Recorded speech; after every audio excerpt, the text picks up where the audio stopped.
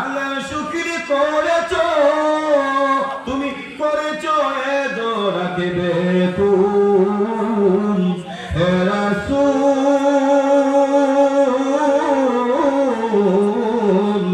তোমাকে চিনতে করি বল সৃষ্টির সারা তুমি, বল সৃষ্টির সারা তুমি, এ বুকের রত্ন তুমি, তুমি যে মদিনারি বলবো হে রাসূল, তোমাকে হে রাসূল, তোমাকে চিনতে করিনি ভুল। কিন্তু আমাদের নবী রাহমাতুল আলামিন প্রচন্ড গরমে খোলা আকাশের নিচে যখন রাসূল হাঁটে, আল্লাহর নবী হাঁটার সময় আকাশে সূর্যের তাপ যেন রাসূলের গায়ে না লাগে, আকাশের মেঘ মারা রাসূলের মাথার উপরে ছাতার মতো ছায়া দিয়েছে।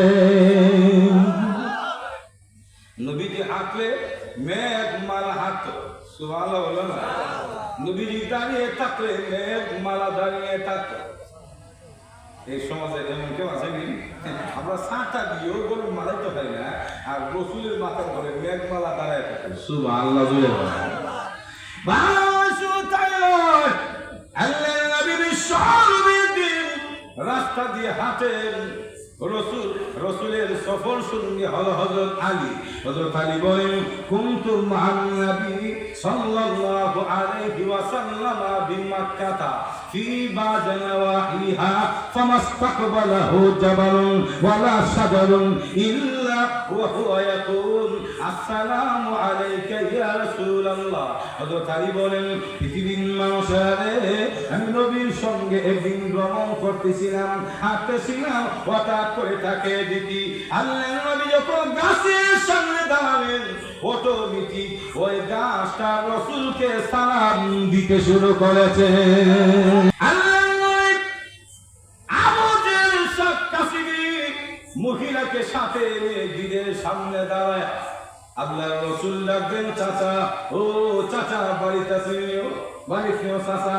রাসূল যখন ডাক দিয়েছে, আবু জেহেল তখন ঘর থেকে বলে ফেলে, কে আমাকে ডাকো, মুদা সাউন্ড দিয়ে আমার গিরের সামনে ডাকো, সাহস কত না। কারণ নেতার বাড়ির সামনে দিয়া এবং মুসলিম কমছে কথা বলা, এটা তার সানের খেলা, মজুর এখন টিকে না। রাসূল যখন ডাক দিছে, এমনি আবু জেহেল ঘর থেকে বের হয়েছে, হওয়ার পরে রাসূল বলে, চাচা এমনি টাকা পান বলে পা, তারপর টাকা লাগিয়ে কোনো কথাবার্তা না বলে ঘর থেকে টাকা এনে রাসূলের সামনে দিয়ে দিল। মহিলা চলে গেছে, রাসূলও চলে গেছে। তখন বিষয় দেখবেন সব সর্দার মাথার বড় যারা আছে, এরা সাথে কিছু লোক এর দুই গুলা করে রাখে। লোক ভালো আছে না নাই? নিজেরা বলো, হ্যাঁ আমাদের ব্রাহ্মণ বাড়ির বাসা সেন্সার যেরকম কি শ্রীমঙ্গল কুলামরা বললে আর মনুই বাজারের চা বাগানের চা না, তো যখন চলে গেল এমনি সাংসারা বলে, লিজা বুঝছি না, কি বুঝছো না? বলে আপনি তো আমাদেরকে মুহাম্মদের অবশ্যই কত হুমকি দুমকি দেন, কি মুহাম্মদকে পাইলে মেরে ফেলে হত্যা করেন, জীবন্ত খবর দিলেন, মজুর ভাবছি কিনা? এখন যে আপনার গিরের সামনে আসলে কিছু করলেন না, দৌড় দিলেন না, টাকাটা চাইতে দিয়ে আপনি দিতে দিয়ে গেলেন, ও বুঝছি মুহাম্মদের অবশ্যই আমরা সামনে তারা হুমকি দুমকি দেন, আর তলে তলে চাচাবাতিদের সম্পর্কটা ঠিক না। মজুর করতে হ্যাঁ লক্ষ্য দেখুন, আসল ঘটনা তো জানো না, কি ঘটনা দুই ভাবে বর্ণনা এসেছে, দুইটা বর্ণনা সময় কম শেষ করে দিব। লক্ষ্য করে দেখুন, আবু জেহেল বলে, আমার কর্মীরা আমি যখন গিটটা খুলে বাহিরে তাকালাম, তাকা দেখি আমার ভাতিজা মুহাম্মদ দাঁড়িয়ে আছে, আর ভাতিজার পাশে বিষাক্ত একটা সাপ দাঁড়িয়ে আছে। সাপটার একটা চুপ মাটিতে আর একটা আকাশে।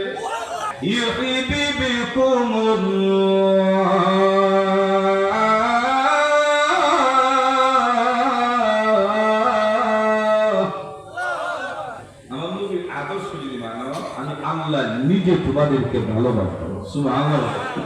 আল্লাহ যদি ভালোবাসে বই আছে আল্লাহ মানে 2 নাম্বার ويغفر لكم ذنوبكم والله غفور رحيم।